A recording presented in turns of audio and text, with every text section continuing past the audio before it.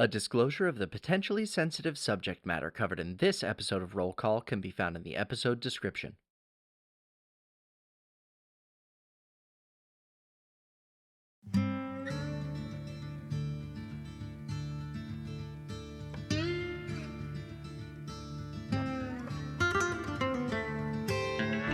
In the southwestern corner of the world of Mirabellis, beneath the third hottest of her suns, lies the Outlands, a hostile territory of outlaws and curses. And yet, among the unforgiving sands, there's mystery, treasure, perhaps most importantly, freedom. It's these temptations that bring folks of all kinds to the Outlands. Want to meet a few? Well then, how's about a little roll call? I'm Ben Pimental, and I play Alden Ambergris, a man with as many secrets as coins in his pouch. I'm Gurkowski, and I play Percival Wynnemark. I don't try to be the best, it just keeps happening. I'm S.J. Nelson, and I play Madge Smalls. All I really have is a ladle and a dream, and some visions. I'm Shaylee Bowman, and I play Kaia Vaeloris, wrestling with fury and blood, trying to master the storm inside her. I'm Patrick Holt, and I play Twig. I may have a bit of an attitude, so don't poke the bear. I'm Stone Mountain, and I play Zero. And I'm just a guy. Normal guy. No magic here. No, sir. Don't worry about it. And pulling the strings is the game master. It's me, JP Coletta. So, let's jump into this episode of Roll Call.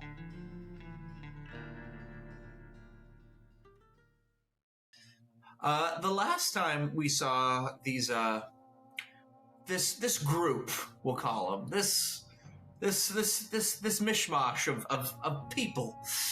Well, one of them wasn't doing too good. One of them was having a no good. Which one was it? Very bad day. No one knows. But no. So they had just encountered these giant scorpions, and after a grueling fight, in which some of us proved our mettle once more. Some of us got real gross ripping stuff off with our lion teeth. And then some of us made a bad shish kebab. And some of us just were having a really hard time and thinking about their lives.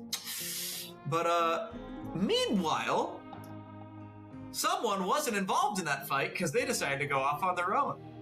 And Zero stumbled upon a hatch where a disembodied voice told him, like, to get out and to leave the stuff behind. He wanted his supplies. But eventually, after attempting to cast a spell unsuccessfully and blowing up the hatch by accident, Zero went down into the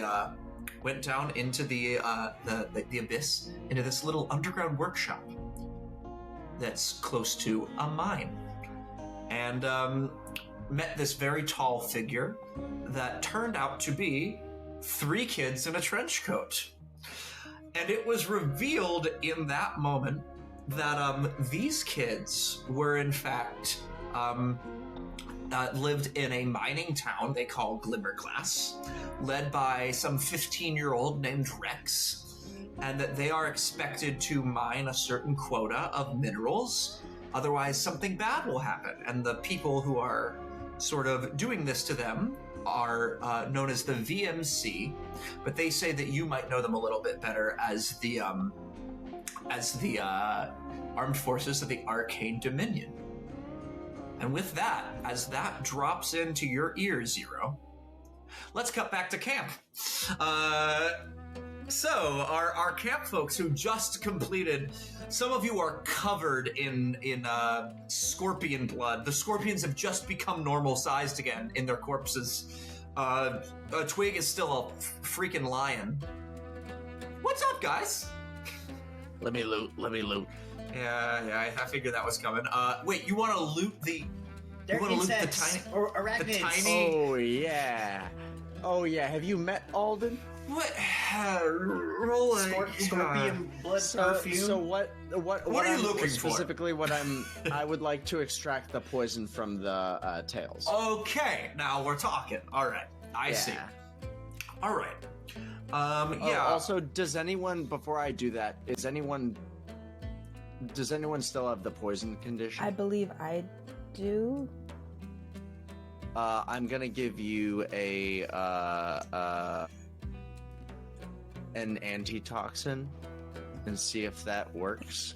Because I do remember JP saying at one point that the poison felt different than normal poison. That is so true. I'm not sure. Yep. But I figured it would be worth trying. You drink the antitoxin, Madge, and suddenly that fire that has been lighting up your body begins to cool and subside, and you no longer have the poison condition. Thank you, Alden. She grabs it, takes it, kind of stares back at the sand. Ugh. And then I want to take my poisoner's kit and... Yeah, so roll me dexterity plus proficiency. Sweet. For how much you get of this. How successful. So cool. So...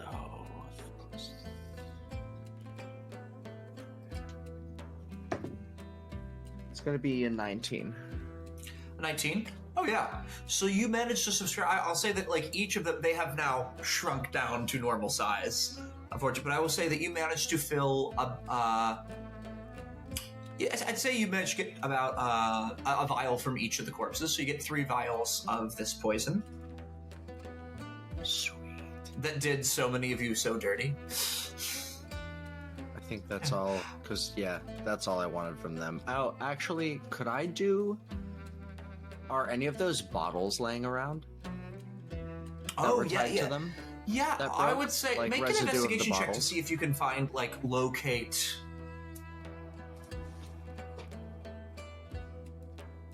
Because, it did shatter and in the sand, and it's dark. Glass in the sand in the dark? 20, Yeah. Wow. 23. And Alden is literally bent in half, face close to the sand, looking around where he remembers the scorpions first popped up. I will say, your investigation takes you. It's really hard to find this. This is like glass in the sand, and not to mention you're looking for the residue. However, an idea occurs to you with a 23. You're having no luck in the sand. But you go ahead and you turn your attention towards the lion. And you realize that your friend Twig was holding it. And so on this lion's right paw is a little bit of that residue of the liquid. That if you were careful to swab it, you might be able to extract a sample size enough to analyze it. Yeah, I would like to do Roll that. me that poisoner's kit. I will say this is a delicate procedure. This is not a low DC, but it's also not impossible. Since it's delicate, would you permit use of sleight of hand? Walk me through why.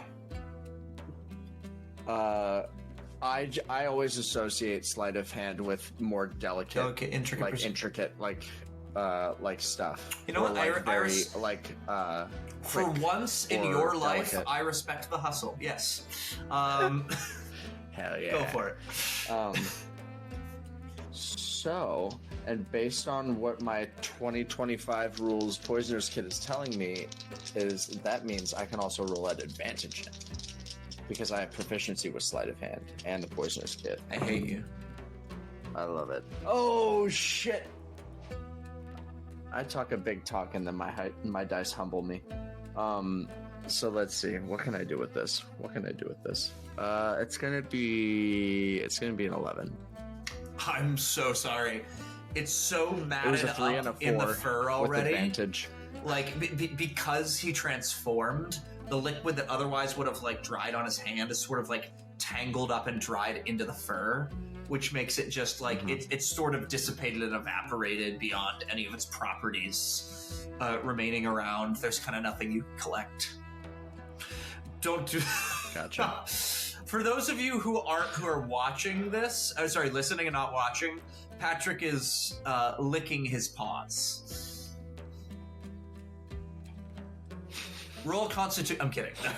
Can you imagine? He just shoots his stuff. JP, I would like to see how my sweet little kitty cat is doing on their search for Zero. Yeah. So, I'm sorry, remind me your kitty's name, your little tuxedo. Elmira. So, Elmira hasn't gotten that far. She's moving a little slow because she just hates the texture of the sand. Sure. But and I eventually, can't blame her. Yeah. Eventually, when are you still a lion? Yeah. So, for the rest of you, you just watch as this lion and this tuxedo cat are walking side by side now through the desert, towards where Zero might be, if anyone wishes to accompany. Hey, where are you going? I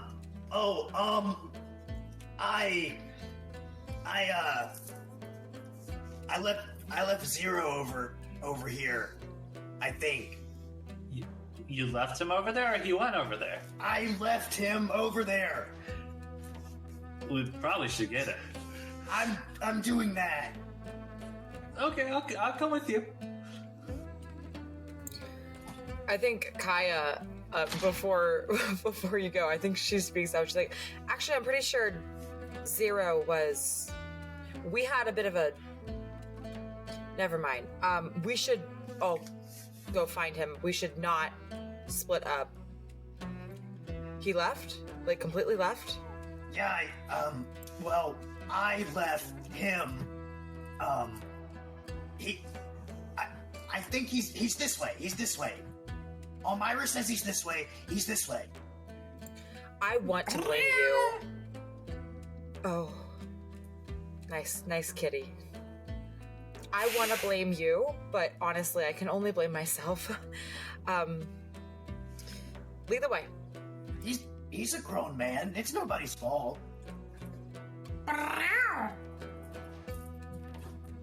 Kaia has realized she does not like cats. Elmira sort of like, she's now starting to get used to the sand as it feels a little like a litter box. So she just like takes a shit in front of you and then like covers it with sand in your direction and starts walking off. Nice. Okay, so we're all heading towards Zero's location. Is that correct? All right. So, I'm so sorry. Before we get there, I just kind of want Kaia to... She's slowly going to be checking on people. She's like starting to like walk like right behind Twig, and then I think she like slowly kind of slows her walk as she's kind of like scanning everyone and just making sure that everyone is like healthy or not super injured. And then I think she's gonna... I don't know where Madge is in the lineup here, but I think she's gonna kind of like try to like really scan over you, Madge. And can I roll like an insight or something to try to see how you're feeling?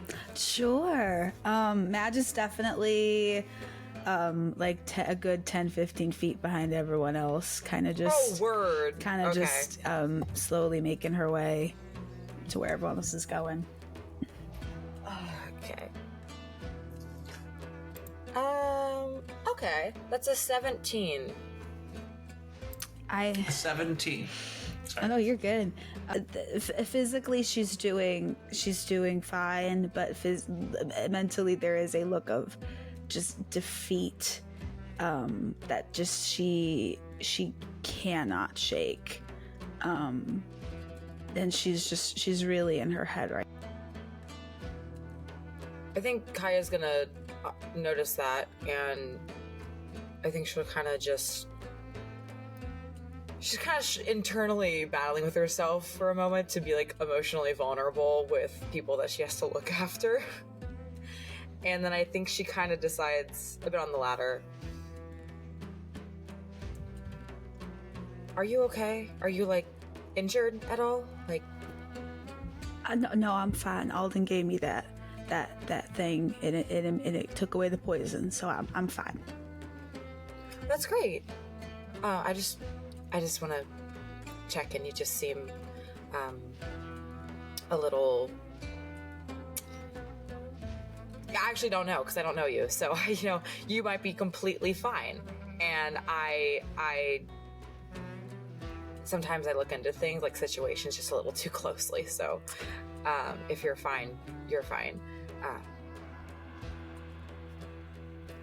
I'm just gonna, I'll walk up to the front. Okay. I think Madge is gonna, was thinking about starting to say something, but since you decided to walk, she'll keep it to herself.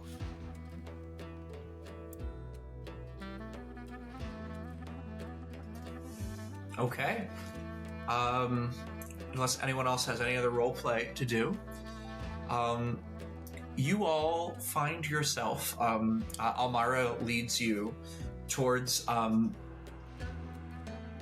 over a large sand dune and down into the sands below, and you see, as you get closer and closer, a hole that is still smoking from what looks like an explosion. And that is where Almira sort of like stops and looks up at you, Twig, and is like, and the tail just points, both tails just point down. Yeah, that tracks.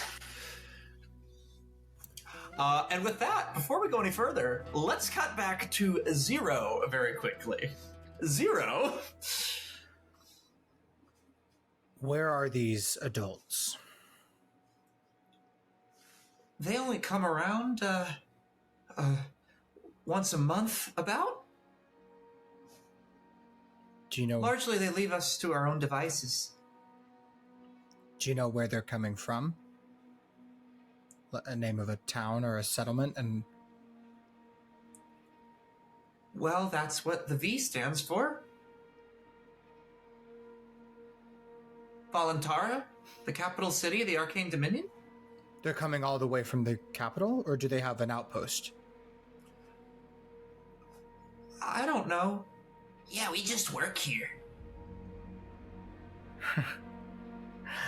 I think Zero kind of smiles as the... what's the name of the boy that just spoke? Theo. As Theo chimes in, as he reminds Zero a lot of someone else he knew. He does know.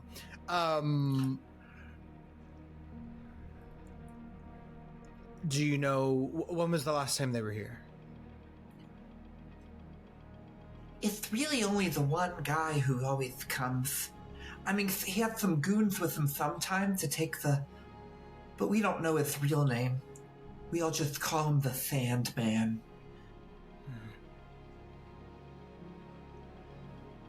Yeah, he's real scary. He just... One minute he's there, the next he disappears. Into the sands. No,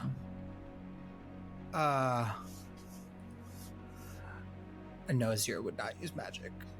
Zero's gonna take out. I think we established maybe at one point that Zero's a pretty good artist. And Zero's gonna take out a piece of one of his notebooks and like a charcoal, and is gonna sketch. Was it Silas? Is going to sketch Silas and say, "Did he look like this? Does the Sandman look like this?" Their eyes widen, but not with fear, like it's Christmas morning. And Milo goes, I didn't know you were friends with the nice man. You could have just told us that up front. Yeah. This isn't the Sandman, this is the nice man. No, that doesn't look anything like the Sandman. Sandman, you can't even see his face. He's all... And then he's like... gone. Huh.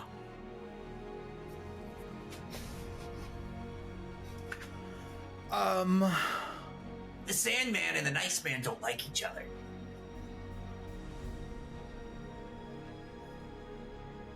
Oh. I'm gonna the description of the flying and the something over the eyes and the woo, that doesn't sound like our friend the leader of Duskgrith, does it? I mean, pretty much what I told you is what they gave you. Yeah. I wouldn't say that is more or less. I mean, yes, they certainly implied goggles, but there's any number of people who wear goggles out here. Sure. You can ask them more questions. And that so you don't know their name. I'll do a sketch of Kaylin with goggles on and say, does this look anything like the Sandman? No, the Sandman's tall. That guy's short. Oh, okay. Oh, thank God. Thank the gods. That would have sucked. Well, I don't even know how much I know about that guy, but That would have. that would have been so bad. Cool. Well, not cool, but. And sorry, when was the last time that the Sandman came? 10 days ago. And he usually comes once every 10 days? Mm-hmm. But sometimes he'll just show up to inspect us, make sure we're not getting into trouble. Uh-huh. And see, the Sandman lives out here, but the rest of them, they come in from the Dominion themselves. But the Sandman, he's sort of like their eyes on the ground. She looks at you with her like giant Coke bottle glasses. And you don't know where because the Sandman comes and goes so fast, you don't know where he lives around here. You just know he's around here somewhere. Look, nobody knows where the Sandman is, okay? This is Milo. We don't want to talk about him anymore, right, guys? Sorry. No, I hear you. Tell me more about the Nice Man. How do you know him? Well, the Nice Man always brings us supplies, and sometimes he gives us weapons so that we don't die. He's actually the one who gave us the potions to make those scorpions really big. Oh. But he said to be careful with it because somebody could die. Yeah. Well, but that was a risk we had to take. I know, but he said to be careful. But we didn't know if they were gonna... It's fine, we were careful. And like I said, it only turns him into temporarily. It was only supposed to scare him away. I hope your friends aren't dead. Zero, I think, like, really takes... not takes for granted in a... hopefully not in an inconsiderate way, but has gotten so used to how strong he thinks Twig is, because he thinks so little of himself, that I think there's actually a very genuine push-pull of, like, I should be concerned, it has been a while, but Twig's... It's Twigsy, like, he'll, it's animals, it's giant animals, that's like what he does, but it has been a second. Probably better safe than sorry. It just to... I go, okay, well,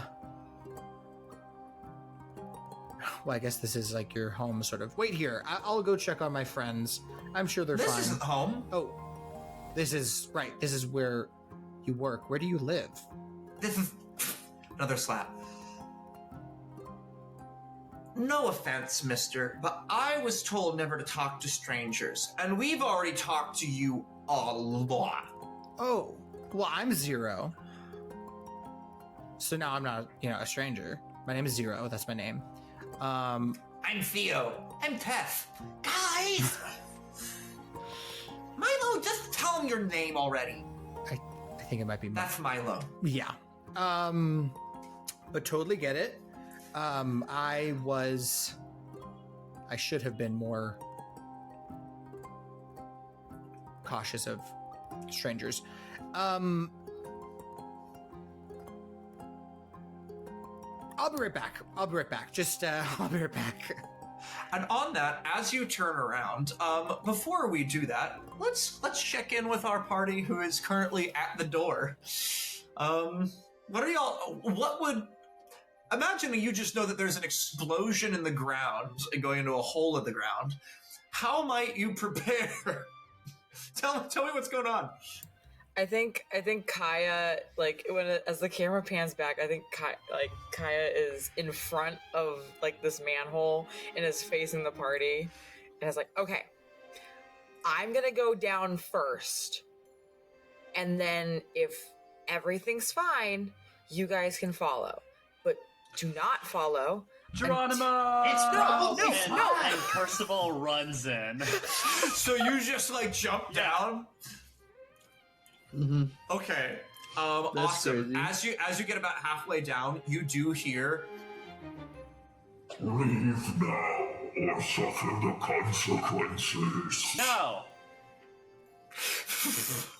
And you all hear that as well. Do I? Yeah, I was gonna say, I'm at the edge. Do I hear the? Yeah, the voice. Oh yeah.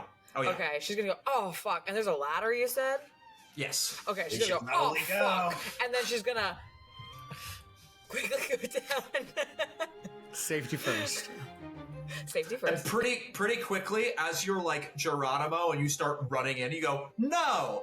You like turn back to the voice to be like, no! And as you do, there's still that smoke bomb kind of going off. You run smack into Zero. Boom! Ow! Oh. Hold fast! Zero. Hello. Hi. Guys, he's okay. Sort of wave away the smoke bomb. Coming in. I just gonna jump in. I'm a lion. I'll land on my feet. Is he in one piece? He looks like. There, you good?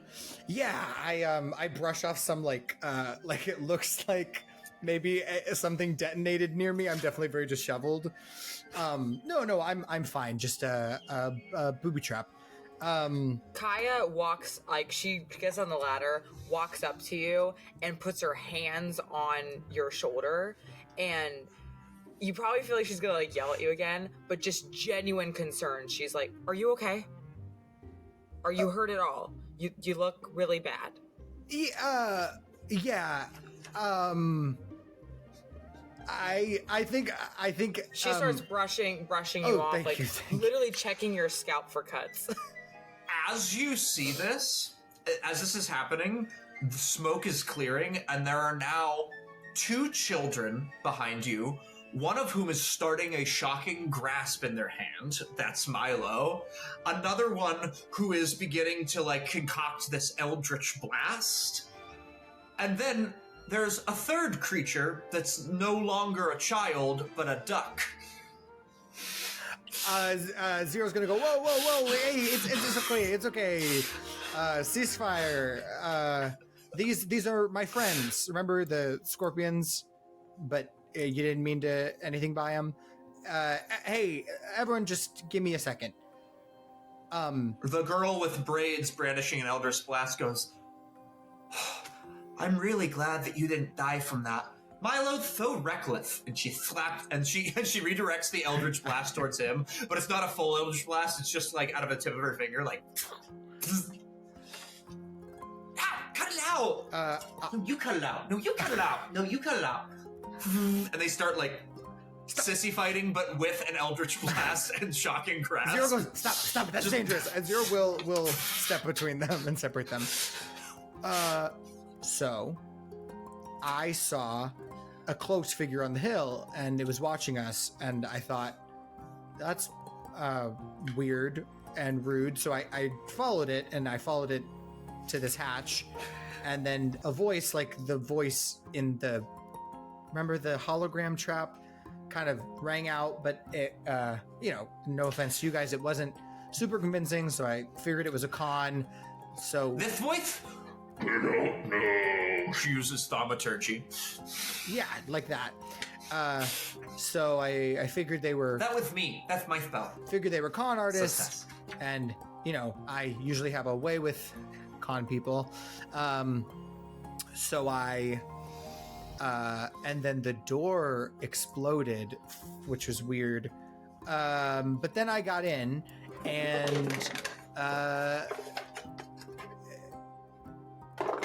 And I think Zero is going through this train of thought, very like, let me just tell everything, and then his eyes kind of fall on Percival. And I think he sort of hesitates. Can I get all of your passives real quick? Oh boy. I'm totally getting pickpocketed. I have Perception. Mine's a 10. Yeah. 12. 14. 13. 16. Twig, you are the only one who notices that while he's giving this speech, these kids have slowly started to, like, skulk away, and the duck is getting ready to take flight. I'm still a lion. I would like to roar and then also be like, hold tight, kiddos. You just hear, Zero, who are your friends? They're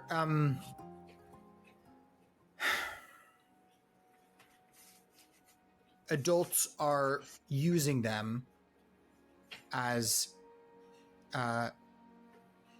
cave miners. we're miners. Now we can see that you're minors, your children. They dig. I pick up a pickaxe. One of these. This. People who dig and excavate. I forgot to ask. What do you mine? All sorts of stuff. Usually arcane elements. Do you know which arcane elements they've had you Not looking really. for? All different kinds, all different colors. I just know that they're shiny. That's why we called our place Glimmerglass, because that's what it looks like. Look, we should take a look. We can. I really don't think that's such a good idea. And then suddenly the duck becomes a little boy again and goes, come on, guys. They seem really nice. Is he making fun of me? Zero is just like beaming at this like mini-me like druid. It's so cute. Listen, hey, we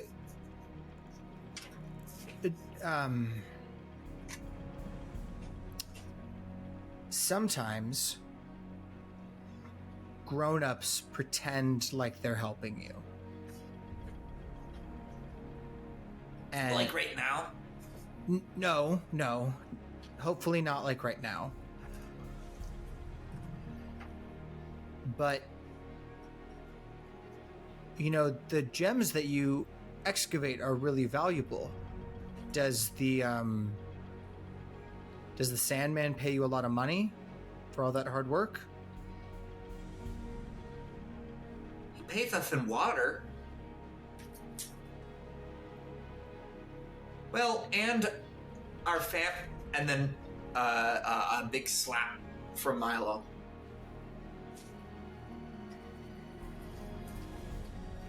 Insight check. Sure. God damn it. Sure. I gotta do it once per episode. Sure, buddy. Not 20 for a 24. Work. You definitely glean the rest of that word was going to be families. You definitely glean that. And you can also see when she says that, there's an ardent sense of fear in not only her eyes, but I think with an at 20, you clock that Milo, this hit is a lot less playful and like we shouldn't let them near our camp. This is like, if you don't shut the fuck up, something really bad is gonna happen. Like this seems very different than the rest of the times that he was like, don't say anything. Like they may have their families type of vibe. I would say something to that effect. Okay. I think Zero's gonna kneel down to Milo and I'm so sorry, I'm spacing on her name. Tess. And he's going to brandish his iron chain necklace again and say, you know, I was a lot like you, Milo. I really, really cared about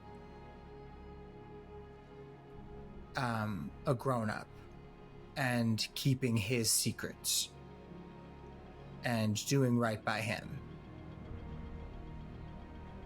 And it turned out that he wasn't as interested in doing right by me as I was in doing right by him. You know, water is great. It's really important. And it's valuable out here, I'm sure. But those gems, especially if you're working with that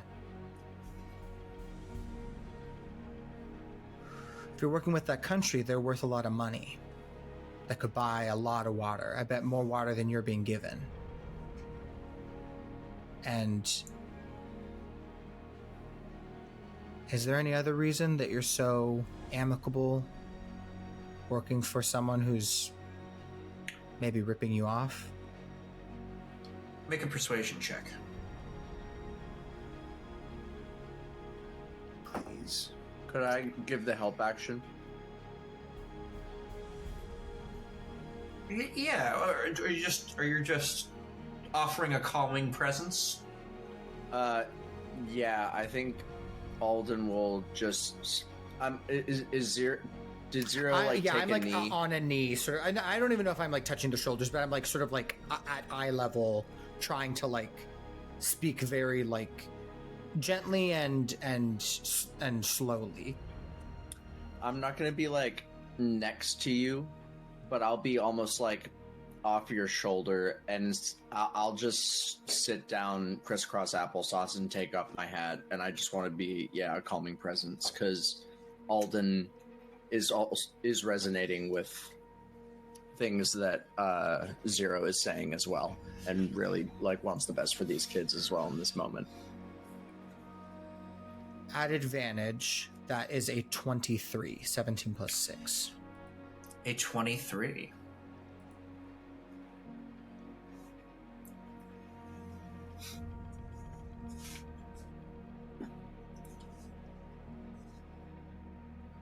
Well, everyone in Glimmerglass, their families owe a great debt to the high families of the Arcane Dominion. So, we come out here and work, and we give them the minerals, and our families get to live, and we pay off their debts. So then, one day we get to go home, and we can go to school or learn an arcane craft or anything. But first we have to pay off our family debt. Does Percival at all know what they're talking about? Roll a history check. Yeah. I was gonna ask if I did either. Yeah, I'll allow. Yes, both Arcane Dominion folks may. That's gonna be a 24.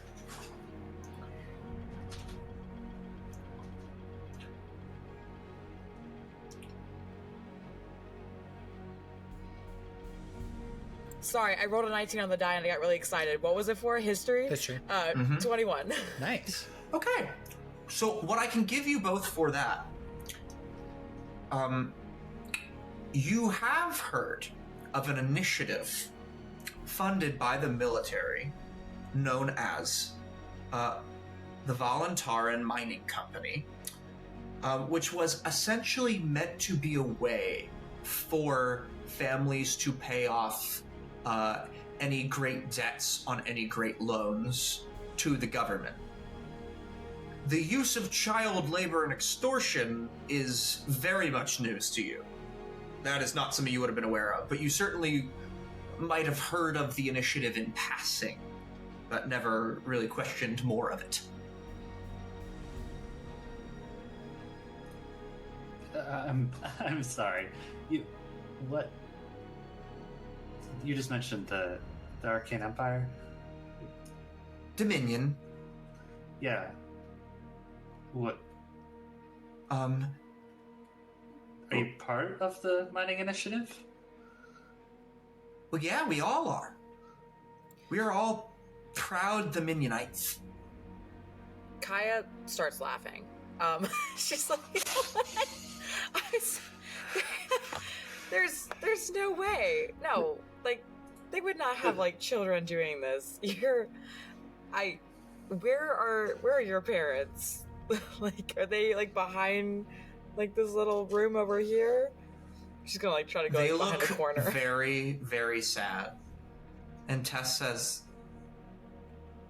I don't know. I hope they're home. That's why I'm out here.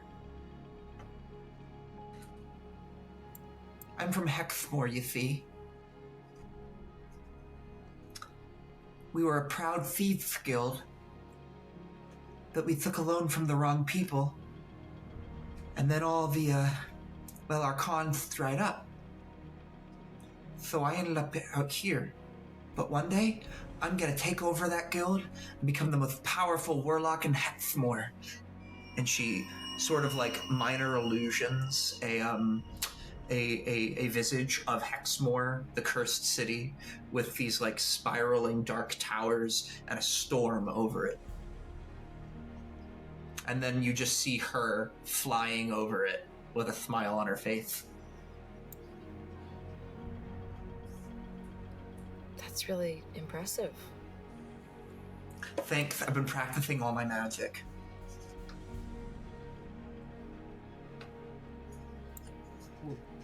It's getting late. Whereabouts do you guys rest when you're not working? Well, we were gonna camp out here for the night. See, whenever the Sandman was gonna be gone for a while, we come out here and we run these cons on suckers. No offense. Sure. But, you see, well, we usually just camp in the mines for the night. It'll take about 6 hours to get back to Glimmerglass on foot through the mines. But it's okay. It's nice and dark down here. Cool. Really beats the heat. Wow, I picked a voice that truly hurt. How do you do it? You have to have control, man. Come on.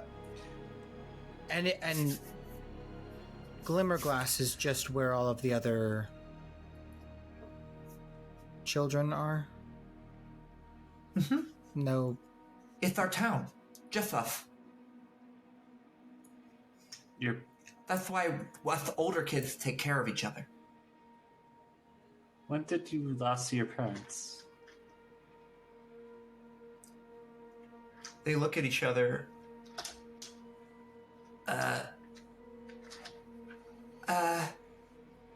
Well, they don't really keep track of time out here. Kind of hard. If I had to guess, I'd say, well, I've been out here the longest of any of them. But, well, besides Rex, of course. But, I'd say I haven't seen my family in a year. A couple months for me. And are they out here, or are they back where you came from? No, they're in the Dominion. Safe and sound as long as we keep delivering. Percival's gonna insight check that. Sure.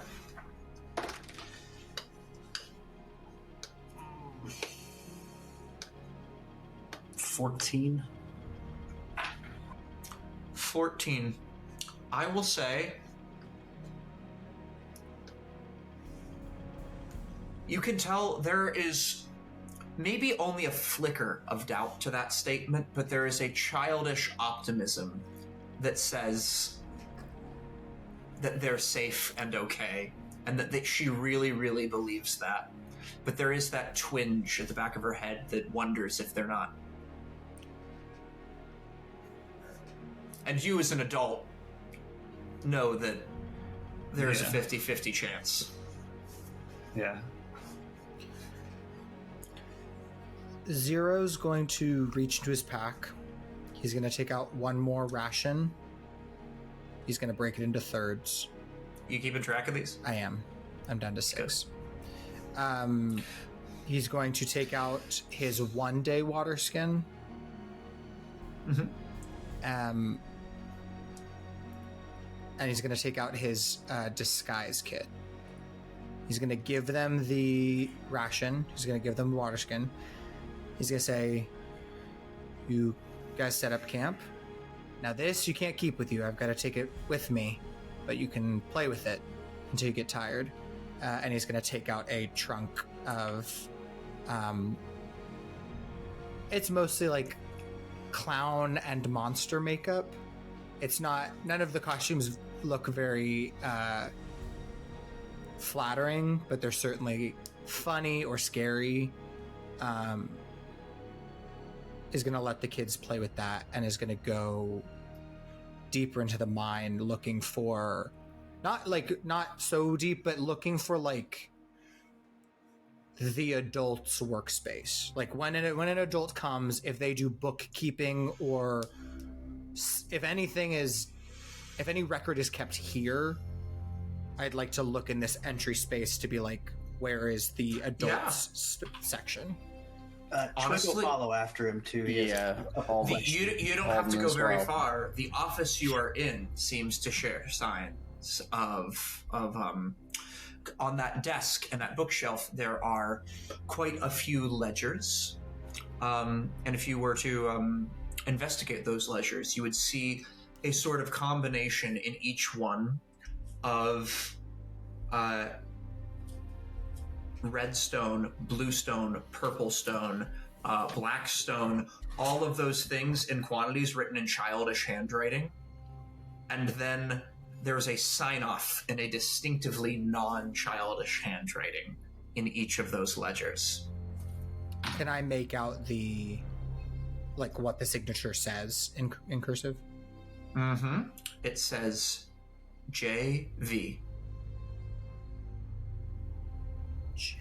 In common. Yeah. Yes.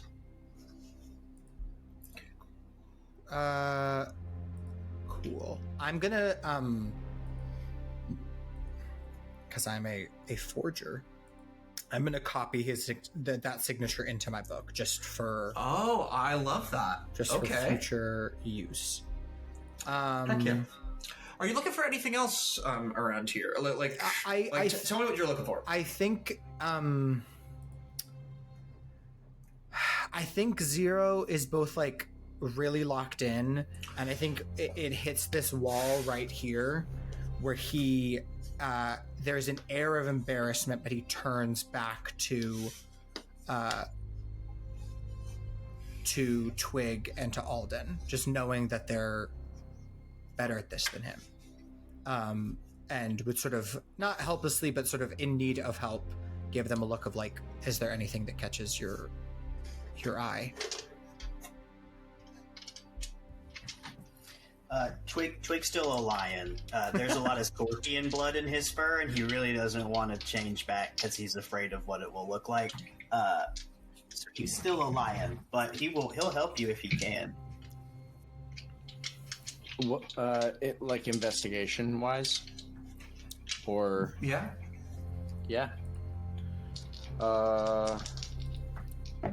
Let's see. I think if you do investigation, you're probably doing a wisdom one. I might just throw out an arcana just to see if like, whoa, something's magically pinging. I would do that just because Alden, I'm sure, is way better at investigation than me. Yeah, he definitely is. 21 investigation. Jesus. 21. Yeah. So, interestingly enough, when you go over to that bookshelf, a lot of the books, it's sort of like 50-50. Some of them are actually like literally like mining handbooks and things for like learning about the practice. Others are ledgers. And then there are quite a few fiction books. Things like The Vampire and the Werewolf, things like When the Dust Settles, and any amount of investigation. I'll just let you write that investigation check. They are actually, they seem to be romance novels from the Arcane Dominion, just mixed in there with. That's where they leave their smut. It's essentially. However, amongst those, you also find that there's a smattering of letters, all signed from JV. Now, and these letters are all addressed to a Rex, and they say things like, more orange, less black, more red, less blue. However, with a 21, as you sort of dig through these, you realize that there's a letter in there that says, let me tell you.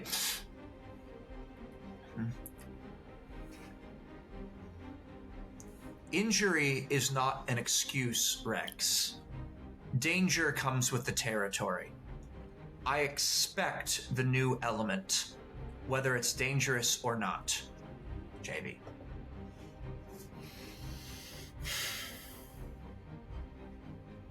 Are there dates on all of these? There are not. Notably.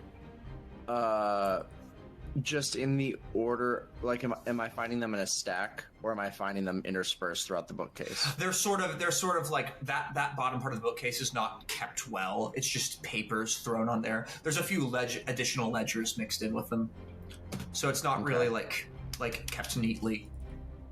Gotcha. Near where I find that one, do I find any specifically asking for more black? You do, actually. In fact, where there are quite a few more oranges, more reds, more blues, the more black pops up a lot. Right. And we're in the same room as the kids? Yes. Hey, Milo has been the most amenable one, right?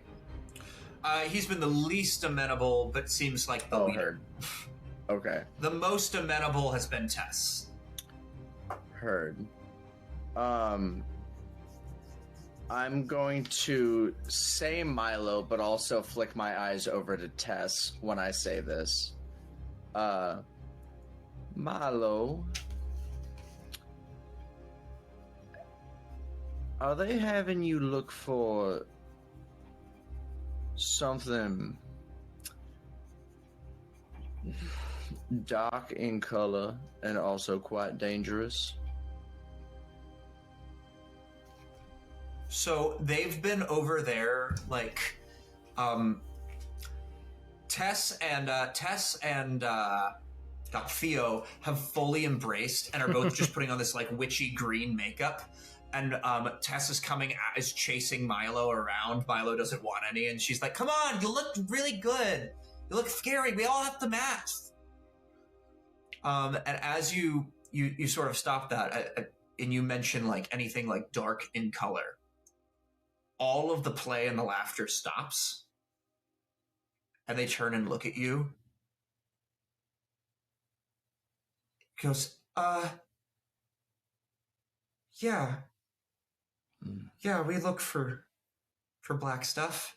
He starts to rubs his hand. Can I take a look at his hand? Yeah, he's wearing a glove. I'll take a knee, and just say, "Would you mind too terribly if I took a look at your hand?" He looks at both of them. He's like, it's really ugly. I had an accident with the black stuff. I would imagine.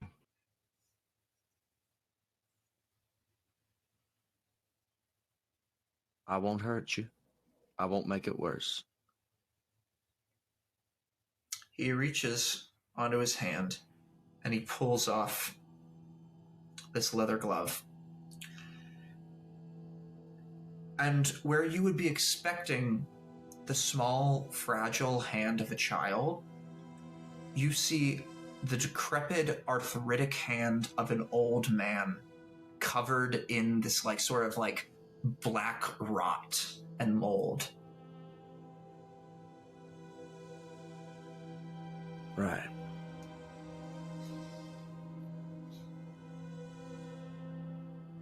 How long ago was this? 10 days ago, I think. Has it spread up the arm at all, or is it literally just his hand? No, it seems to be pretty confined to the hand. Okay. And this is Milo? Has anyone used magic on it? Yes. What? Has anyone used magic on it? Oh. I'm sorry, Theo pipes up. Yeah, I tried a few healing spells, but nothing I did seemed to work. The nice man brought an ointment, though. That helped. Has the nice man... Oh, wait. We don't know who the nice man is, but I Zero would say does. only Zero currently knows who the nice man is, yes. Who's the nice man? He's the nice man who brings us stuff. Helps us not die. To be honest, most of Glimmerglass would be dead if it wasn't for Nice Man. What's this man look like?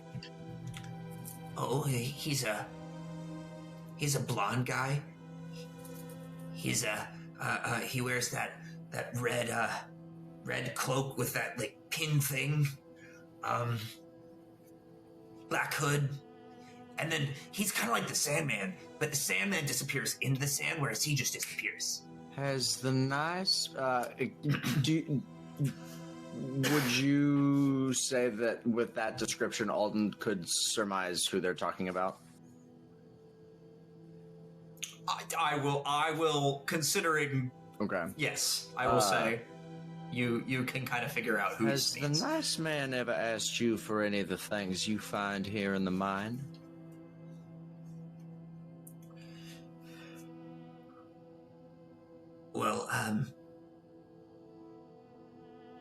Well, yeah. He asked for some of... After what happened to Milo, he asked for some of the black stuff. And every so often, we'll scrape a little bit of the orange stuff off for him, sometimes the red stuff. He really likes the blue stuff. The blue stuff. Do I remember what the blue stuff is? Have we talked about blue stuff?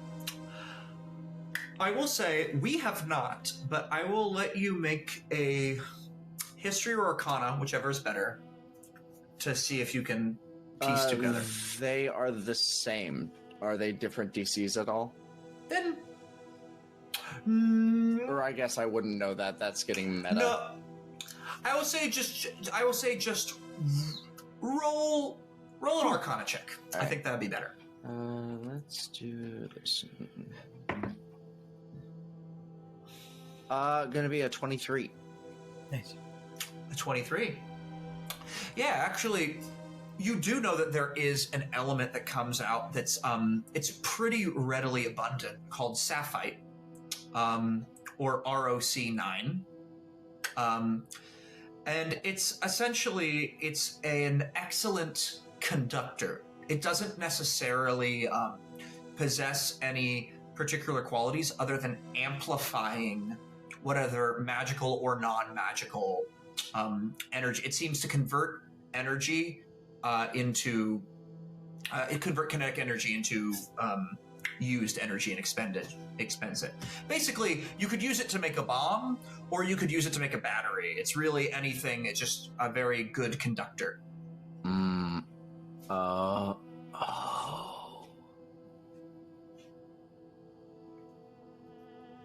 Okay.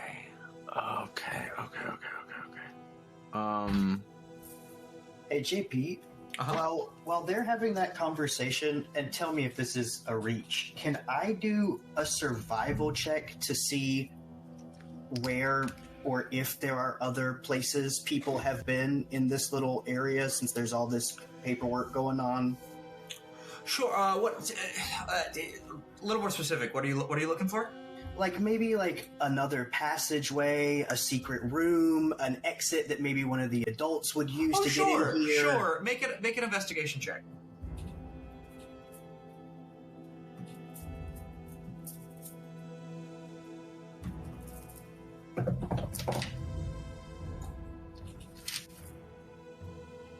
$17. 17.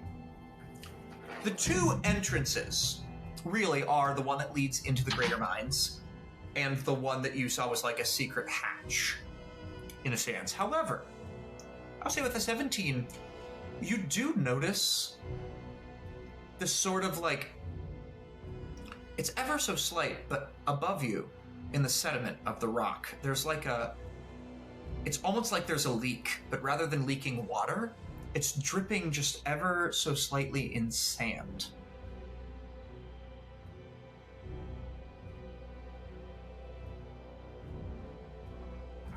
Can I like paw at it? Sure. Yeah, I mean, as you do that, just like more sand drops. It seems like it's a 17. Yeah, it's just more sand drops. Okay. If we were over 20, we'd be in business, but That's fair. When I was looking at the room, I rolled a 19 Arcana.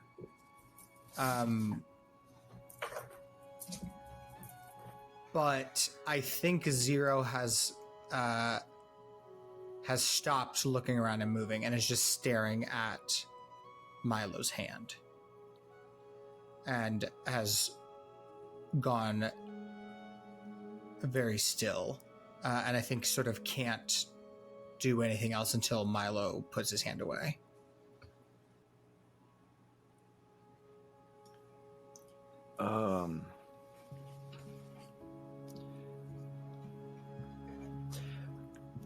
Can we, I know this all may be very, sudden, us coming in and asking all these questions, but, is there any chance that we might be able to speak with Rex? they all look at each other.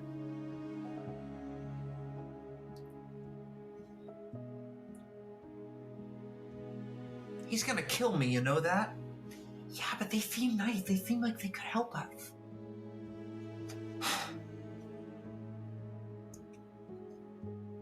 We could take you to Rex. And he covers his hand. He just doesn't want to have it out anymore.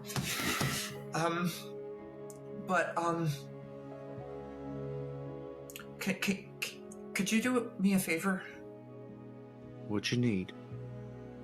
When you meet him, could you tell him that you made us take you to him?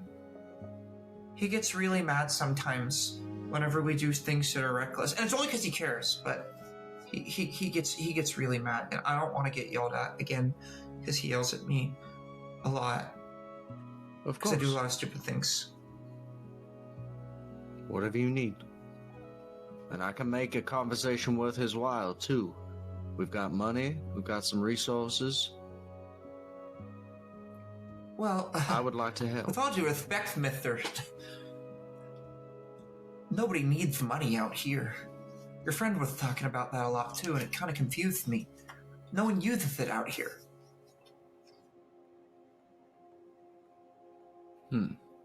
Just Do you mean out here like where you are, or in this entire place?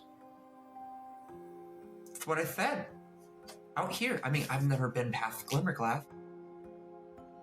But the few times that we've ever had to trade for anything, it was always in water. Some of us have a lot of gold. We come from rich families, but it didn't matter out here. Just water. All right.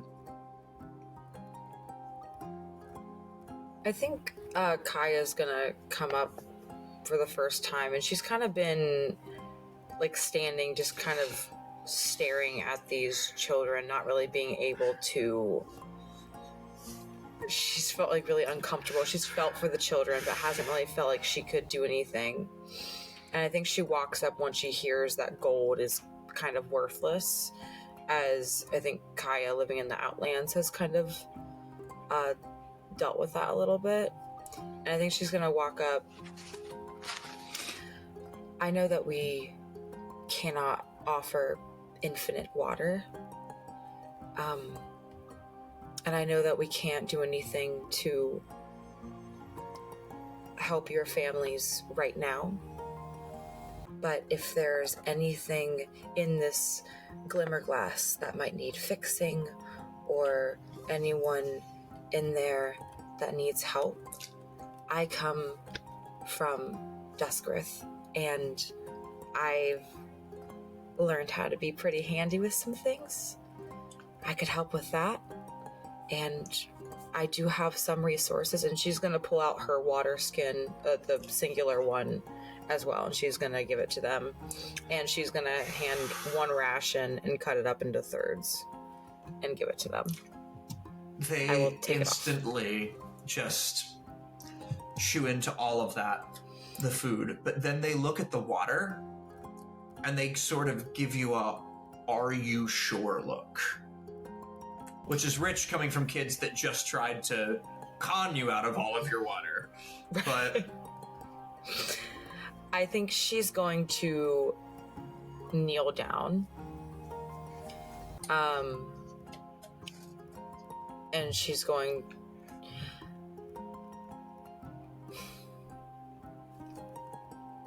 I would feel awful if you felt like you didn't deserve water, and you shouldn't have someone coming here and giving it to you in a very limited manner to just keep you going.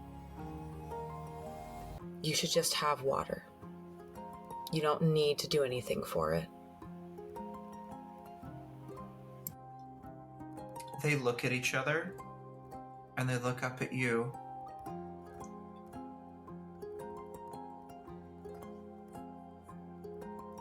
Thanks.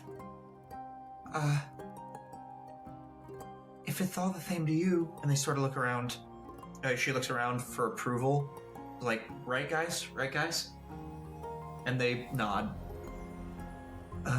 We would like to take this back to our friend Caleb. Caleb hasn't had water in a few days, and we're running kind of low. And Caleb needs... Well, Caleb had a really big accident with the black stuff. Is he close? He's in Glimmerglass, about 6 hours. So you're saying you want to move now? Well, we should probably camp here for the night. The mines are, sort of scary at night. There's some nocturnal creatures that only come out at night underground, which is kind of weird. You kind of wonder how they know what time it is, you know what I mean? Because it's all underground. Yeah. This Colin that had the accident, what Caleb. Caleb? Kalen? Caleb. Caleb. What's Kalen? Kalen's a stupid name. It's interesting. Well, it's not that stupid of a name. I don't know, it sounds pretty stupid to me. So, Caleb, what your injury is on your hand. Caleb's injury is where?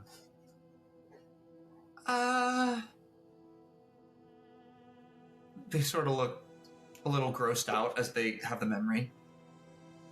Kind of everywhere.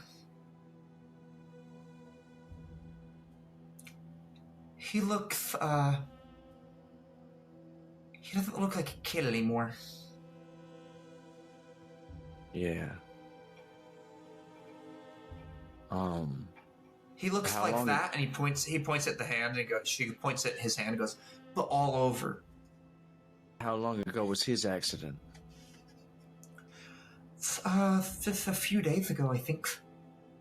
And when was the last time you saw him? This morning, before we headed out to scam some suckers. Once again, no offense. Then I agree. We should get to him and get him some water and take a look. But if you say it's not safe, I guess we'll all rest up and kind of get ourselves together.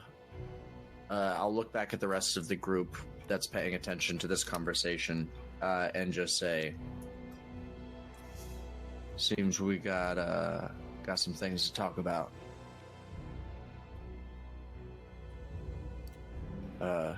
Without these ones around. Yeah.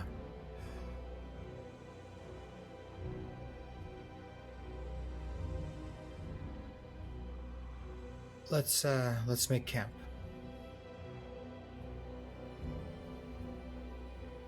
Yeah, let's make camp. By the way, I'd like to mention that Tess's face is completely green. Like, they're all just like... I think to partly distract the kids, but also to make them more comfortable, Kaia has dragon chess in her inventory. She's gonna pull out this board while the rest of the party is maybe getting settled and doing their own thing. And she's going to try to teach them how to play. Okay. When's the last time you guys played a game? And she's gonna sit down with them and try to teach them the mechanics. A game? Lady, you are nuts. No, we should play the game, though. I'm sorry. We just haven't played a game in a long time. Yeah, that's okay. It's okay. Yeah. Anyways, and then I think she's gonna try to introduce it. Yeah. This is for fun and flavor. Can you make a performance check for how well you explain the game of dragon chess? I would love to. To desert children. To desert children. It's not great, but it's not horrible. What's my performance? It's a +1, so 15. 15? Yeah. I will say Milo and Tess take a great interest, while Theo seems to be playing like he keeps picking up the big dragon pieces and be like, he's like, I can wild shape into this. Well, not now, but I will one day. Can I use my telekinetic movement to take his dragon piece and start moving it around the room? Yes, you can. I'm very quietly sitting in the corner. Awesome. I'm not saying anything, but I can just tell he's bored out of his mind. I'm like, I don't want to play dragon chess. I start moving his pieces. He just starts chasing it. He wild shapes into a duck again and just starts chasing it, or like trying to fly around chasing the dragon piece. I lean over to anyone who listens. I go, yeah, I'll tire him out.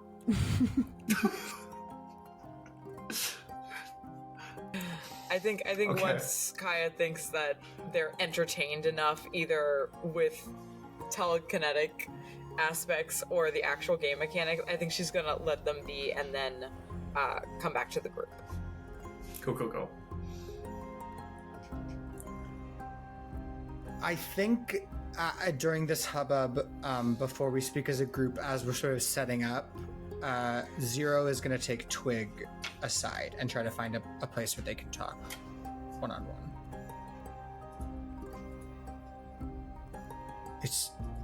I'll drop the wild shape for that. The duck stops and very excitedly looks at you as the duck realizes that you're not a real lion, but then gets distracted and goes around and starts flying around again.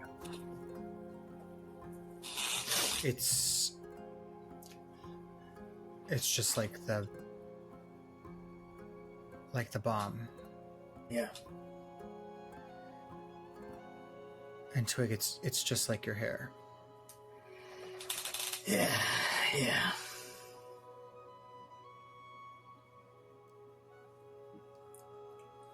I don't.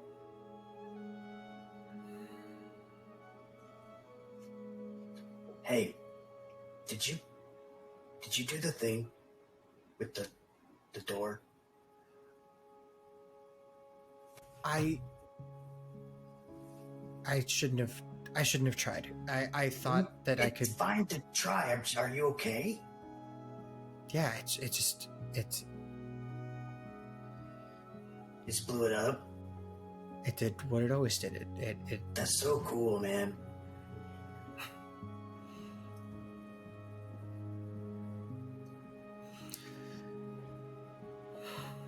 Like, if I fuck up a spell, it just doesn't do anything. You blow stuff up. Thanks, Twigsy. We gotta help the kids. I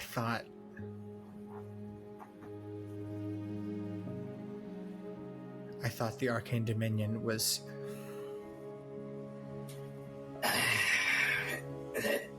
They all suck, man. All the big ones, they suck.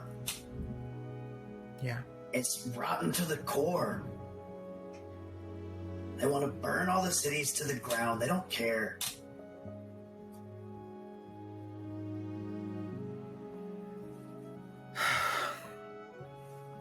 Yeah.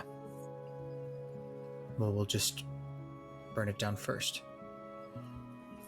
I guess. This feels like maybe, we'll talk with the group, but are you okay with a detour from your plan? We gotta... We can't leave kids in a position like that, not after what we've been through. Yeah. That one kid sounds exactly like you. I know! And he's, I guess, a druid. I saw him wild shape into a duck. It's crazy. It's nuts. It's like looking at a time machine funhouse mirror. I wonder what circle he is, because, there's no more of us. Oh, yeah, I didn't even... I think you'll see Zero kind of come out of like a stupor of despair. Like he was like on the verge of tears, and Twig is so good at kind of like redirecting his curiosity. And I think we'll walk back over before and probably get dragged into the conversation of the adults, but just observe the magical children and see if we can sort of isolate what kind of magic they have going on, which I think is kind of you could do an Arcana check. I will say, at a certain point, Milo and Tess have started fighting again, and they're just like sending back and forth. Like, it seems like Milo's favorite spell is Shocking Grasp, and it seems like Tess's is Eldritch Blast. And Theo's is duck. And duck. And Theo's is wild shaping into a duck. Theo is still a duck. Full disclosure. We'll gather with the if the kids are fighting. Actually, for fun, what you do see is you watch they're fighting back and forth, pew pew pew, but Theo eventually just like grabs her and like shocks her a little too hard, and she's like, "Ow!" And Theo flies over as a duck and wild shapes and turns back into himself and puts his hand on her and offers her a little healing word. If that gives any hints as to their circle.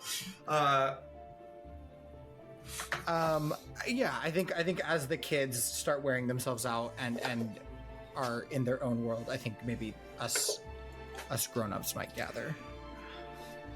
I think as you are, like, maybe coming back is when Kaia is coming up, and I think she goes up to Alden, because I think she noticed how in tune he was to this, like, the black substance. So what is the stuff that, like, is aging them? Did y'all notice where that group that Silas was with got in back at Duskrith? Where that bomb exploded, how there was kind of this residue that was eating away at things. Yeah. Kalen and I had a talk, and he mentioned that there was a compound out there that might cause these kinds of things. And I think these kids may be being forced to mine it, which is incredibly dangerous.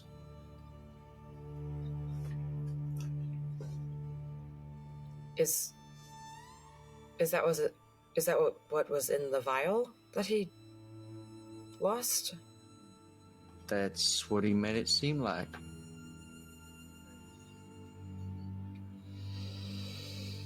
So it is not good that Silas had got a hold of this. Okay, but, like, if we're thinking long-term, like, big picture endgame, like, why have something so destructive with kids, let alone for anything else? Why the Dominion is having kids digging it up is beyond me. Hopefully, maybe y'all can help shed some light on that. What is that supposed to mean? If you know anything. Don't certain people in this group have connections to the Dominion? I know Percival does. He's part of some big fancy family. And you said you were here on a secret mission. Yeah. Percival. So, I mean... I don't know anything about this. There's no way this is the Dominion. Whether it's someone claiming to be the Dominion or some other group, I know absolutely nothing of this, and I don't believe the Dominion would have any hand in child labor. We don't need that. We have magic beyond anything out here. We don't need this. Don't meet your heroes. I'm inciting. I'm gonna insight check.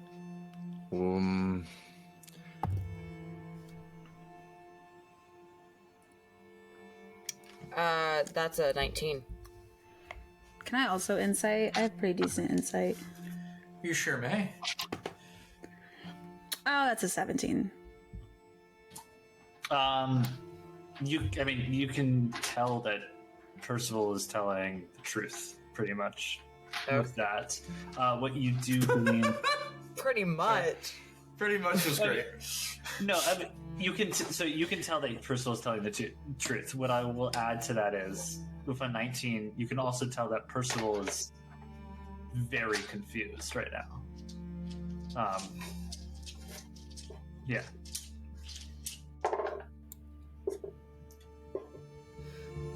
Okay, I believe you. I don't know anything either. Before Duskrith, I did also grow up in the Arcane Dominion, but I have no idea what any of that would be connected to. Can I actually try to do a history check or something to really like take the time to think about if I would have any inkling? What are you specifically looking for? Yes, is the answer. If I am familiar with like a group that maybe was like trying to infiltrate the Dominion at some point, like a coup or something, or any like suspicious like criminal activity that was using or interested in using child labor. Sure, yeah, roll a history check. If this is anyone's MO. Ooh. Oh my gosh, okay, I'm doing some pretty good like base rolls, which is great because I don't have great. That's going to be a 19 again. 19. With a 19, there's no known faction who's particularly known for using children or anything. However, one thing you would know in your history books, it's not something that people do anymore, is you would know at the very least that children are thought in the Arcane Dominion to be excellent conduits for like the weave and like the connecting to the general like arcane flow that brings magic to all things, because they are so untouched and unweathered and untethered.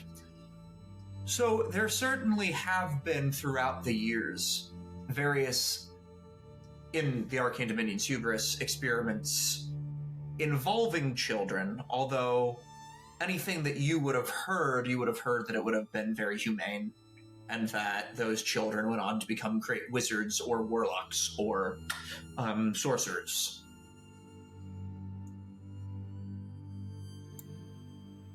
Yeah, I mean, I've heard of,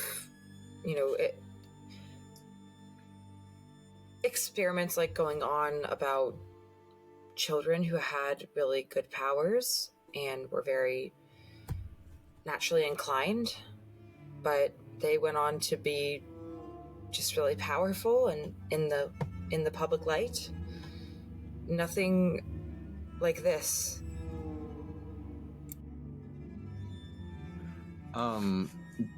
JP, were there people back in Duskrith when that bomb went off? Were there people who got caught up in it? Very particularly, no. There were people who got caught up in that bomb on the ship, but no, the bomb in Duskrith very specifically was used on the wall and touched no one.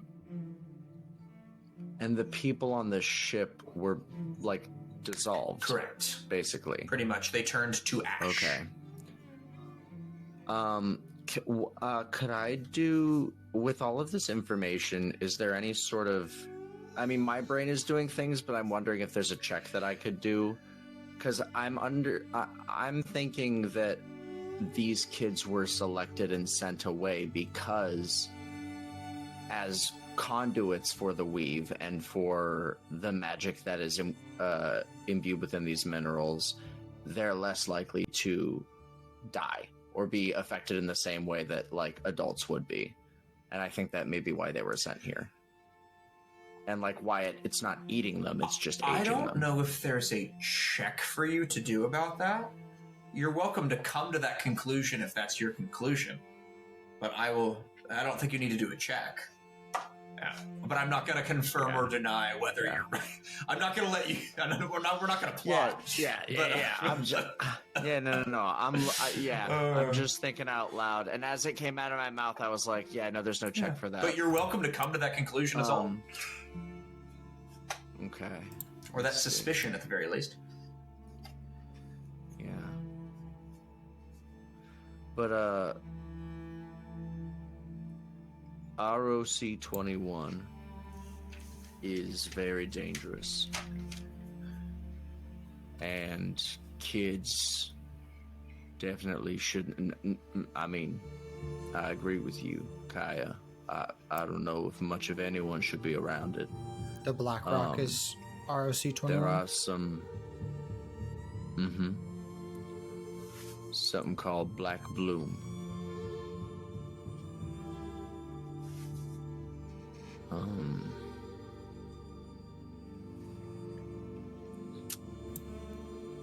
Wait, how do you know about that? I had a little bit of a talk with Kaylin. Okay, the other night. well, hold on.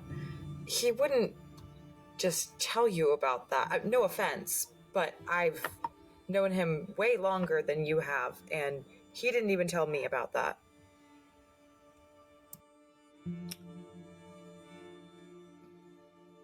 If I'm being as transparent as I feel at liberty to be at the moment, there was an exchange of information of sorts. He had reason to trust me with this. I can assure you. It wasn't a careless decision on his part. I know you are wary of us because you don't know us. I'm getting a little tired of people telling me to just trust them with literally nothing else to go on. I'm here to protect you, but I am happy to feed you to sand sharks if you don't tell me what the fuck you know. Right. Right.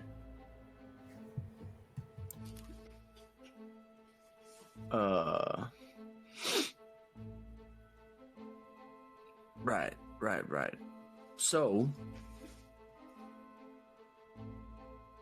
what I know about ROC-21? How? Why?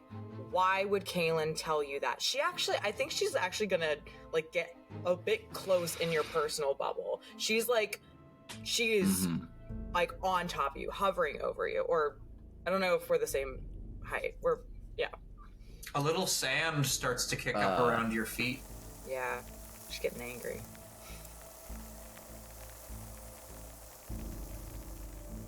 How close are we in proximity to the kids? I will say, for the purpose of this, they have sort of like started running into the mines because they yearn for the mines, and they're sorry, I couldn't resist. They're a little further down the corridor, so like still within, like, if you needed to call them, you could summon them, but they have left the immediate room. All right. Oh God.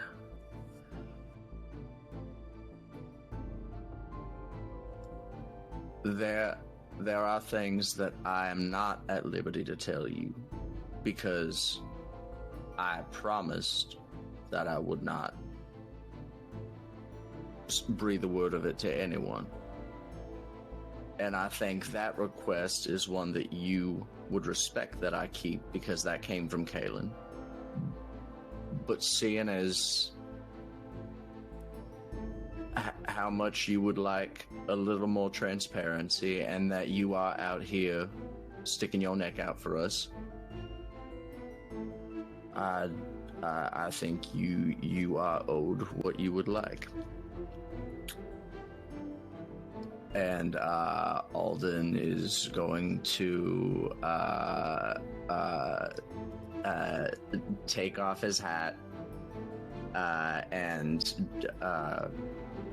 change his appearance, and everything you have seen fades, and he is a shimmering, opalescent, bald figure with the same eyes, mustache, but no, kind of olivey complexion. He is quite different. Okay. He saw the truth of who I was. Had some questions, and I was quite transparent with him. I'm not who I've said I am. I mean, I am, in a way. Seeing as it's a life I've lived for quite a while. But my real name is Nox. Nox. Norx. Norx. Norx. Right. Sounds a bit weird when other No, it's people much say better it. in whatever that accent is. Yeah. I hate to be rude, but what are you? Like specially? I'm a changeling.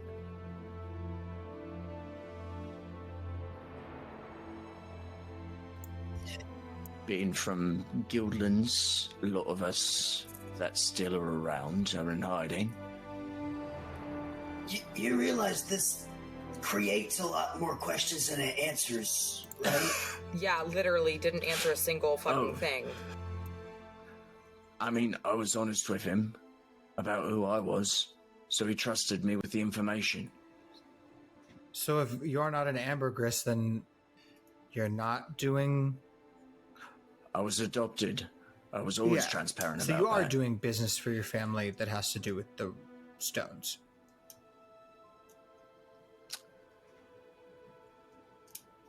I've got my own opinions about the Guildlands, as you can assume now that you've seen me. So, the people back there think I'm out here for a very specific reason. However, I've got my own plans to kind of fuck up everything they've been working on for several years. Oh, I like that. We can get down with that. Yeah. I don't like the railroad. Me either. I'm helping. Oh man, this I'm is such a build it relief. so I can watch it I burn. thought Twig was gonna kill you. Hold on. There's been so much on our plate. Can someone This fill is me a in a big chapter?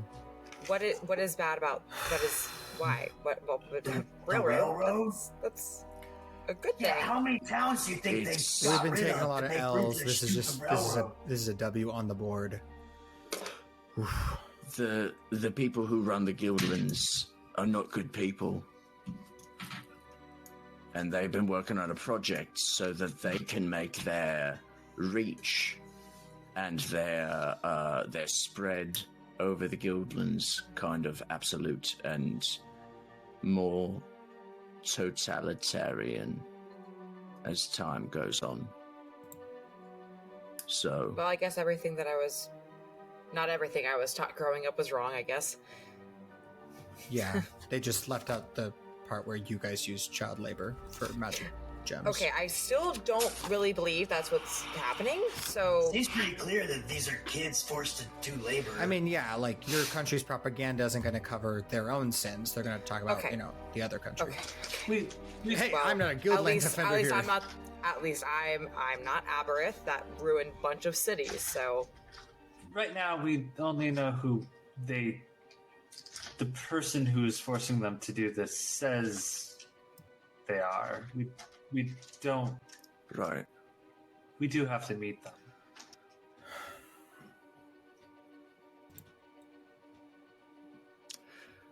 If these kids are from the Guildlands, I will say, whether it's anyone in an official capacity, or the Dominion, whether it's in any official capacity or not, it seems like some sort of operation that is backed by considerable resources.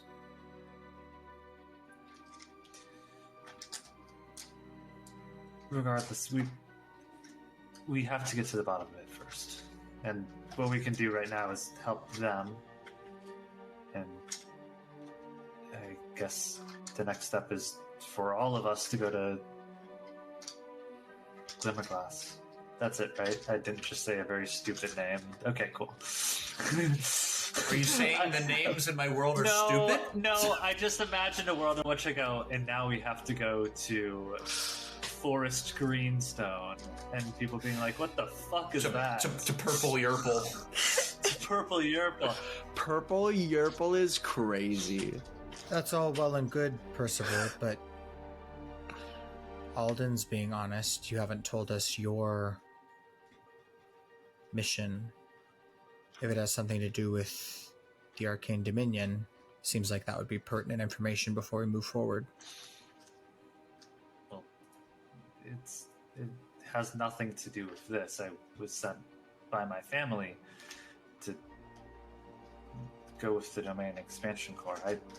I was going to find out a lot more when I got here, and I never met up with the contacts. So, honestly, I don't know what I was going to do out here.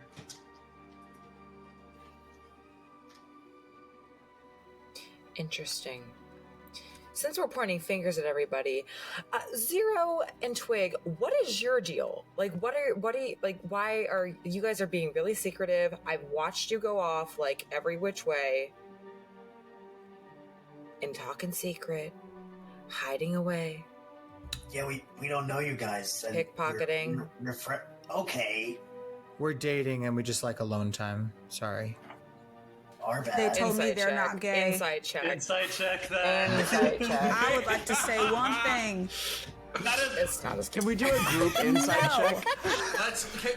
Can we roll average for all of our Gaydar? rolls together? Madge say one thing. I asked them one of the first nights if they were gay because they were in the same room together. Not that there's anything wrong with that. I'm just curious. And they said no, they're not Madge, gay. you snitch. Yeah, oh, I thought we were getting along. well, you're a liar. You're a liar. I thought we were gonna be I'm a friends. snitch, but you're a liar. You're lying for all these Madge. people. I cannot. This is no way to make. I'm a snitch, but you're a liar goes I hard. rolled really good on my deception, Madge, and now look what you've done. I don't care. We haven't really done anything wrong, and we're also not part of any group that is suspected of high treason or crimes against children, so... We're just like most people who you might meet here, magical runaways from the Guildlands. Well, he is. I'm his... Which I thought was fine. Okay, maybe I was a little judgmental. It just seems like everyone's had a lot of secrets. And I get that. But Madge and honey, you just have a ladle. So I feel like, you're just... Yeah, what's Madge's big That secret? feels a little offensive. Well, no, I just... But that's all right. Do you want me to question you? I mean, you don't have to. I mean, I really don't. I don't know why I'm here. Who's your grandma? Yeah, who Oh in the my swamp wants to God. enslave children? No one. I don't want to be here. I'm with all of you who are causing problems. Well- This is the last place I want to be.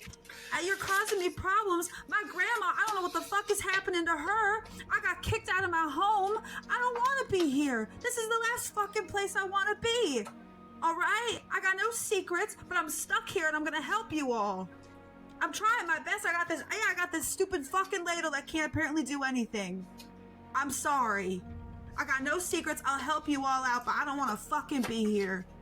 I'm scared for my life, for my family back home, and I don't know what the fuck is happening.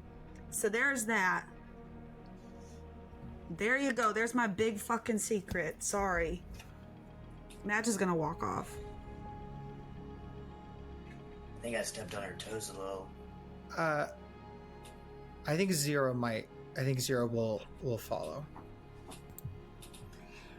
Which are you, for clarity, Madge, are you heading into the mines or are you heading up topside?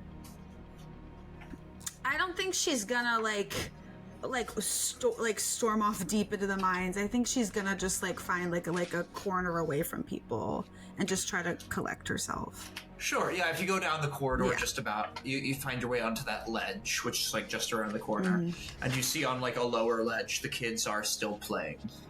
Gotcha. I'll stand and just watch them. I think Zero will kind of I think Madge can really move, and Zero's kind of running after her, and then once he catches up, he's kind of trying to slow himself down to look like he wasn't chasing her, like he's just sort of idling over this way. And he'll sort of watch the kids play with the disguise kit and just their magic. I'm sorry for raising my voice back there. I think I'm just really scared and confused, and I apologize if my behavior upset anybody. No, I think we shouldn't. You've seemed like such an easygoing person, and I think for a moment we made light of that, and we shouldn't have. So I'm sorry. I'm sure the others are as well. I think everyone's. I know I'm thinking a lot about why I thought I came here and now why I am here. I think maybe that's true of you too. It feels like everyone else is on the start of a big adventure in the story of their life, and it feels like my story got ripped at the seams and thrown into a river. If I'm being honest, it's where I come from. It's really scary, and there's a lot of religious people who want to do bad things to people like me and my grandma who just mean well. And someone hurt my grandma real bad, and I tried to defend her, and I got ran out by them. And I'm on the run, and I just feel like I'm running further and further away from what I want. And I mean, I get visions sometimes of my grandma back home, but I don't know if they're true or not. They make me feel crazy, and I just want to help. And I think back there with the scorpions, I couldn't do anything, and I want to help, but I want to help these kids, and I want to help everyone out, and I want to make sure everything we get is done. It's just the furthest thing from what I ever thought my life would be, and that's all right, but it's just strange. But I don't have any secrets. I'm just a weird girl with a ladle. but yeah.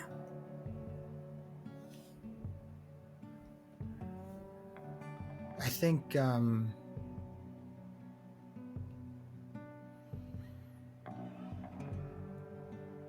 you're probably right in a lot of ways. I think there's a bunch of people who know more about what's going on and are better at fighting or better at magic or smarter, stronger than us. But, you know, I didn't get to play the good guys in the shows that we would put on. But in a lot of those stories, I'd say in most of those stories, the heroes tend to be people who are needed, even if they're not wanted. And I always took great comfort in that maybe heroes appear in places that most people might overlook. That, you know, the knight in shining armor has to start somewhere. So maybe you're just in the prologue of a really exciting story where you save your grandmom and the world and a bunch of magic kids. And the audience has to see you as the underdog before you can be the champion, you know? I never thought of it like that. That's very sweet. You have a big heart, and I appreciate it. You didn't have to come here and talk to me, but you did. And that's very kind, and it means a lot to me. She's gonna take one of her like weird rinky-dinky necklaces that she's made, and she's gonna take it off, and she's gonna put it on Zero. Zero will take it on and sort of hold in the moment, and then be like, well, you know, I only really have two friends, so I can't have you running off. I'd then just be stuck with Twigsy, and you know, he's kind of an asshole. Love him, but I only got my grandma, so a win is a win. If you're a friend, I'll take it. Oh yeah, no, you definitely have two. I'd say three friends now. You've got your grandma, me, Twig, Almira probably would like you plenty if she got to know you better. That's Twig's familiar. She's sassy. She's weird looking. I like it.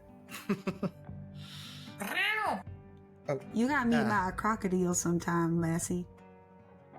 I think you two get on real well. Bog, I'm not gonna let her out yet. You see, you do have secrets. You know, there's. Let's head back. Don't worry about it. sorry. Oh, don't worry about it. Whatever. Wait up, and I'll follow after. Awesome. Does anyone else have any other campfire things before bed? I think we gotta sleep from all this damage. Oh, I saw Shaylee took an inhale. I think Kaia is gonna go up to Alden or Norks.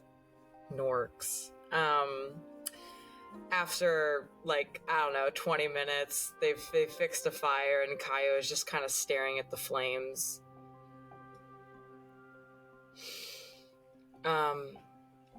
And then I don't know if Norks is nearby, but I think she's gonna turn and look in his general direction if he's nearby, and just kind of stare at him for a minute, and then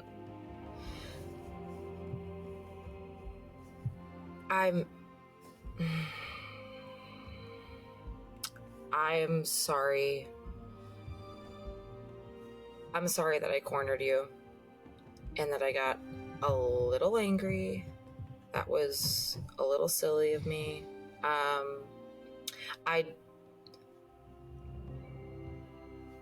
Sorry, I hate apologizing, but like it was a little fucked up, and I'm sorry that I made you feel like you had to like reveal that part of yourself in front of everybody, and I just feel lost, you know. I just thought people could trust me with stuff, and the one person that I felt like was accepting me just has kind of been hiding things from me, you know? And I think I just let some of my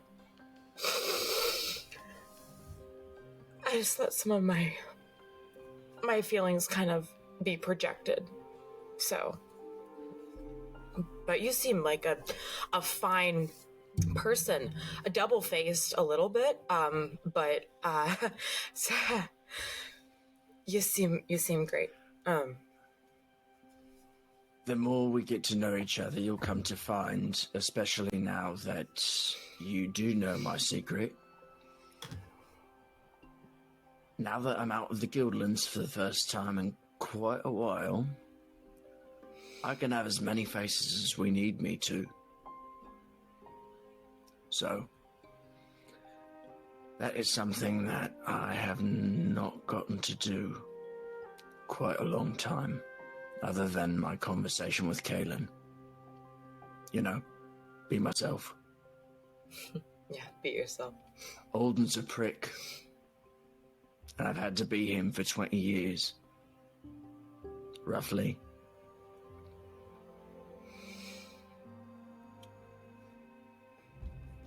So, as much as you feel like you forced my hand, and you did. And I'm really sorry. It is welcome. Because this is a group that I feel like I won't have to go running from just because they know I can change what I look like. It's quite different back in the Guildlands. Especially around the people that ended up taking me in. Yeah, well, I'm not gonna like not, do my job and protect you just because you changed form, Twig did that earlier, and hey, still gonna protect Twig, so. Kaylin made it clear that people out here are much more accepting in that respect. Yeah. Sorry that, you were made to feel like you were putting yourself out there for someone who was not being straightforward with you. I know it's not fun. That's okay. It's kind of weird how we're very, a bit similar in that regard. I mean, growing up, I wasn't really accepted for who I was, so I kind of had to be, or try to be, somebody different. So, I mean, not like physically, like you have been. I kind of wish I could, honestly. That would have been a lot easier, I feel. But I get it. Easy to hide, harder to do it when you have to do it as yourself. Yeah. Well, good night. And she's gonna stand up and she's going to shake your hand. Extend it, hopefully. Okay, great. Yeah, incredible. Awesome. Cool. Good talk. And then she's gonna go to bed. Awesome. Amazing. But with that, everyone lights out underground, and everyone begins to go to bed. And I will say, those of you who trance and those of you who doze off, you've never experienced anything more quiet than this. I mean, the desert is quiet enough, being so secluded, but being underground in this cavern, the very most you hear drips of perhaps water from underground caverns and things like that. Every so often in the night, though, you hear a low growl or a shriek. Wheezing creatures, things that come out at night, but far away from you. And as you fall asleep, you all get a good night's sleep and take a long rest. But as you sleep, Madge, a dream comes to you. Madge, you find yourself in the middle of Moray, in the middle of the swamp. And you're running through a rather particularly shallow patch of water, making your way expertly through the vines, chasing after something, though what you're chasing after you can't quite put your finger on, until you are suddenly stopped, frightened, as a figure appears to you. You fall back. This figure turns. A specter, a ghostly woman with long, flowing, white and gray, opalescent hair that seems to twinkle and sparkle. You can see straight through her, but she wears a long white gown with this trim of what you could assume to be gold, but once again, this entire thing is sort of translucent and ever-changing. And she looks at you with gray, pale eyes that seem to pierce right through you. And she pleads, Madge, time is running out. Forever is coming. What do you mean? Time is running out. Forever is coming. Are you okay? You must stop it, Madge. Stop what? I don't know. Forever is coming! And that's where we're going to go ahead and end today.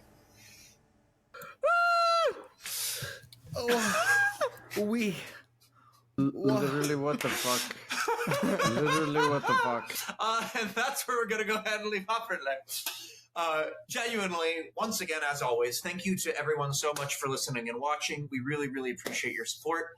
And once again, as always, we want to shout out our incredible artists of the show with our logo design by @RealSimonBouye and character design by Jules_in_the_rain. Give them a follow. Their art is incredible, and we love what they do. If you are enjoying the show, please give us a 5-star review on Spotify or Apple Podcasts. And if you would give us a 1-star review, maybe just don't give us a review. I don't know. But 5-star reviews really, really help us with the algorithm, and we really appreciate it. If you're watching on YouTube, which you should because there's some cool stuff going on, go ahead and hit that like and subscribe button and notification bell so that you can listen to new episodes as soon as they come out. And if you want early access to our bonus content and to our episodes and early access to things like downtime episodes, I'm so excited I can't even speak, where we talked about each episode and give you the behind-the-scenes scoop, head on over to our Patreon at www.patreon.com/rollcallproductions and become a patron today. And last but certainly not least, please follow us on Instagram and Facebook at Roll Call Pod and tell us how much you're loving the show. We really, really appreciate you guys, and thank you for listening. Good night. And remember, if you're having a bad day, you can count on me to give you an apocalyptic dream. Thank you, everyone. Good night. Bye. Bye.